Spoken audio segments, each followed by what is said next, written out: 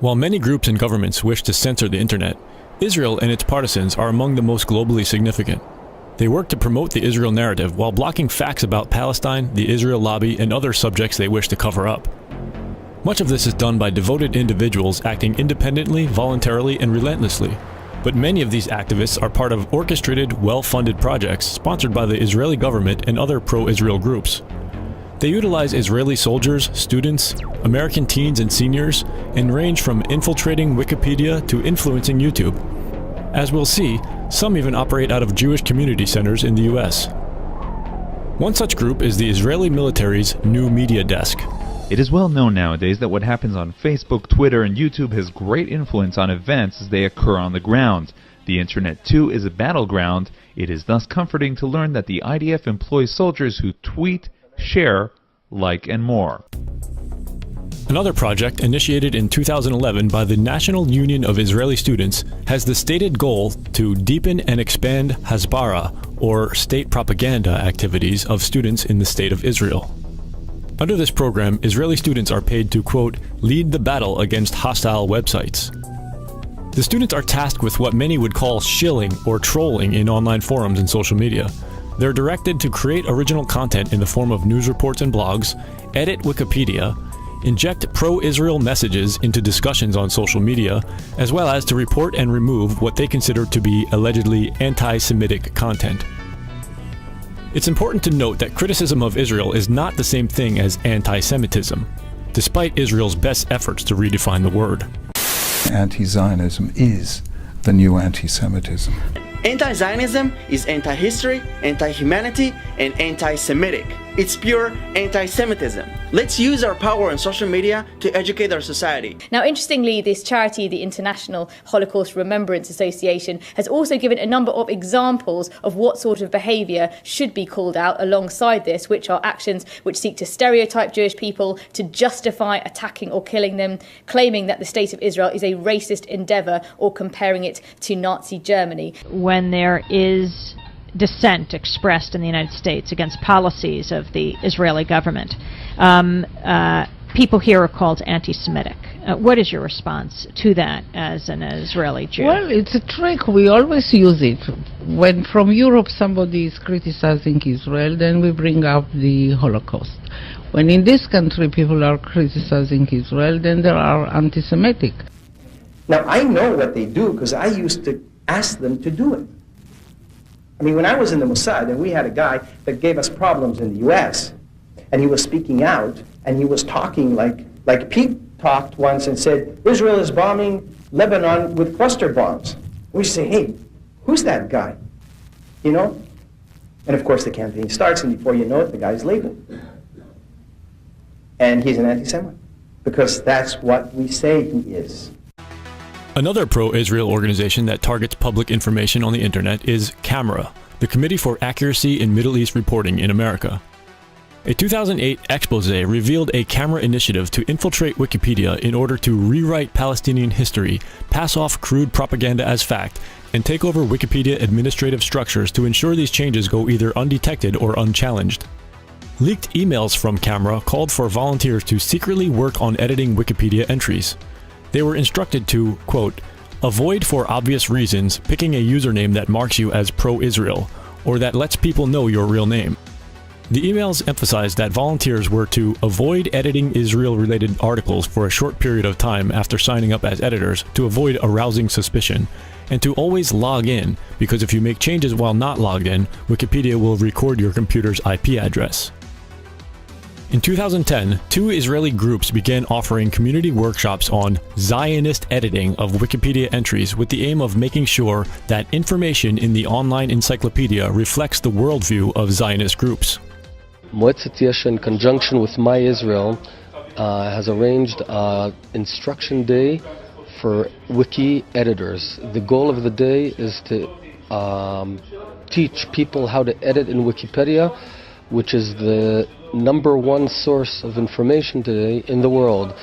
As a way of example, if someone searches the Gaza flotilla, we want to be there. We want to be the guys who influence what is written there, how it's written, and to ensure that it's balanced and Zionist in nature. And again in 2013, there was evidence of pro-Israel tampering with Wikipedia when an employee of an Israeli institute called NGO Monitor edited articles about the Israeli-Palestinian conflict in an allegedly biased manner. According to the Israeli newspaper Haaretz, Dreiman concealed the facts that he was an employee of NGO Monitor and that he was using a second username which is forbidden under Wikipedia's rules. In 2017, yet another Israeli project was launched with the intention of controlling discourse and promoting a pro-Israel narrative online. Known as ACT-IL, the project uses a software application that leverages the power of communities to support Israel through organized online activity. The software is a joint venture of Israel's IDC University, the Israeli American Council, and another American group called the Maccabee Task Force, which was created to combat the international boycott of Israel over its human rights abuses, which it terms an anti-Semitic movement.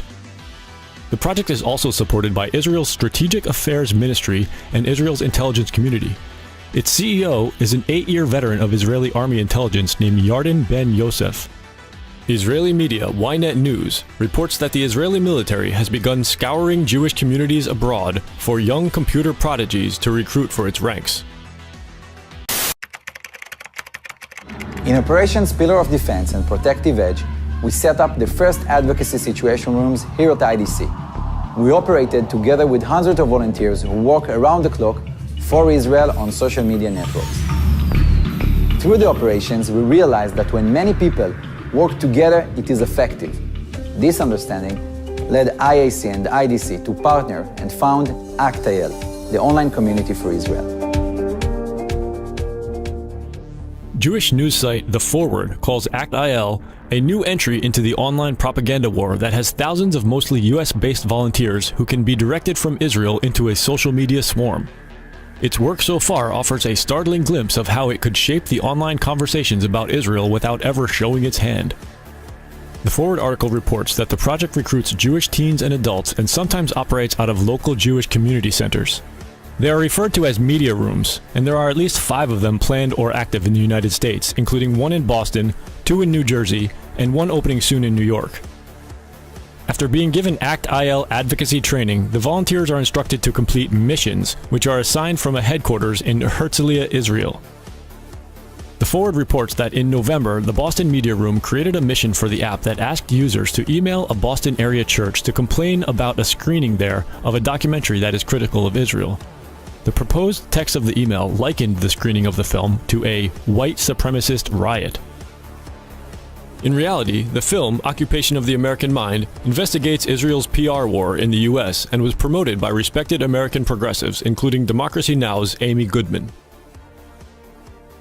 We hear over and over again that the conflict comes down to Palestinian terrorism and Israeli security. If rockets fly on your head, you're allowed to defend yourself. And what gets pushed out of the frame entirely is the fact now that for almost 50 years, Palestinians have been systematically dispossessed from their land and denied their most basic human rights. They have been able to effectively defend the indefensible to the American public.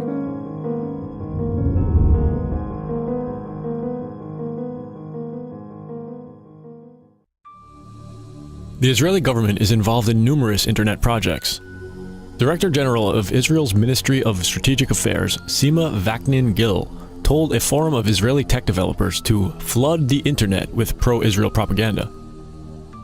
When she was Israel's chief censor, she said, "We censor information that is critical to our enemies, who have no capabilities like us, do not have a Jewish brain, and therefore our enemy relies to a large extent on open information."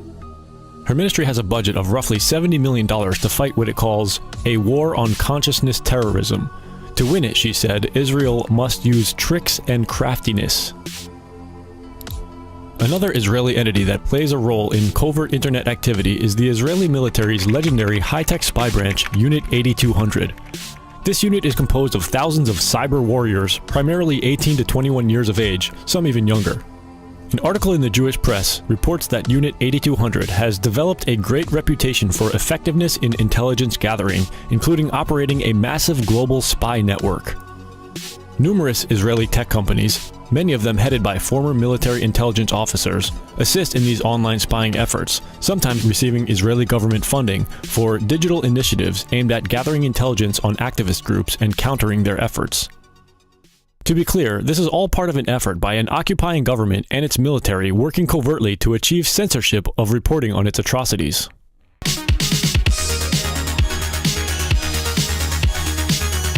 Major internet companies have reportedly been cooperating with Israel. In 2015, Israel's deputy foreign minister visited Silicon Valley and met with YouTube's CEO and Google's director of public policy. Afterwards, Israeli media reported that it was agreed that the companies would strengthen ties with the foreign ministry and build a regular mechanism of control to prevent the distribution of these incendiary materials on the network. Google is not the only tech company with close ties to Israel. For example, Facebook's head of policy in Israel, Jordana Cutler, had previously been employed for many years by the Israeli government. In 2016, Fortune magazine reported that Facebook, Google, and YouTube are complying with up to 95% of Israeli requests to delete content that the government says incites Palestinian violence.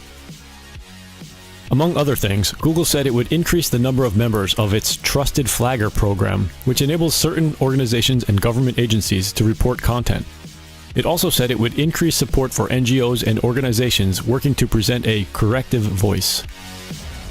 One such trusted flagger is the Anti-Defamation League, commonly known as the ADL, whose mission includes standing up for Israel. The ADL considers criticism of Israel to be anti-Semitism.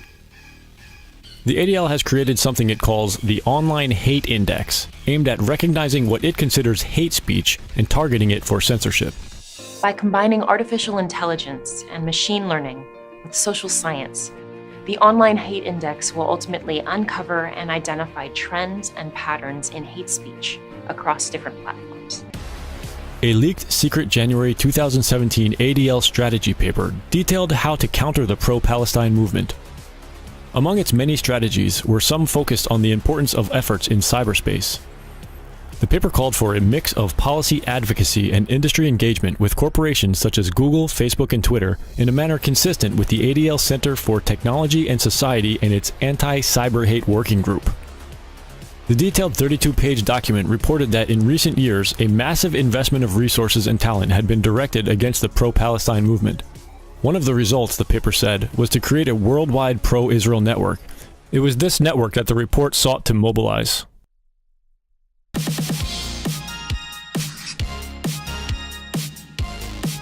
On March 13th, at the 2018 South by Southwest Music Festival, YouTube CEO Susan Wojcicki revealed that the company has just hired an additional 10,000 people to help review content flagged for removal.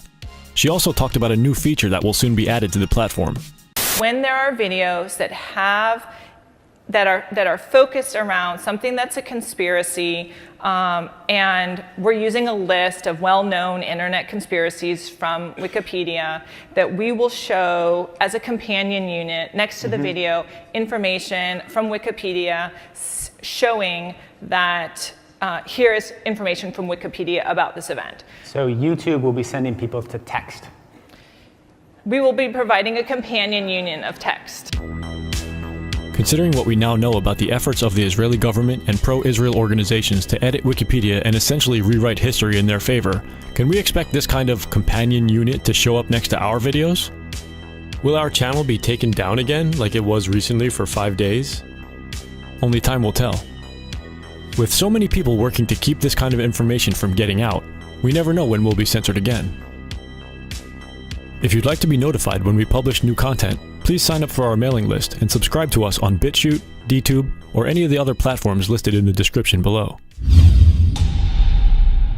And if you find our videos and articles informative, please consider making a donation to help us continue this important work.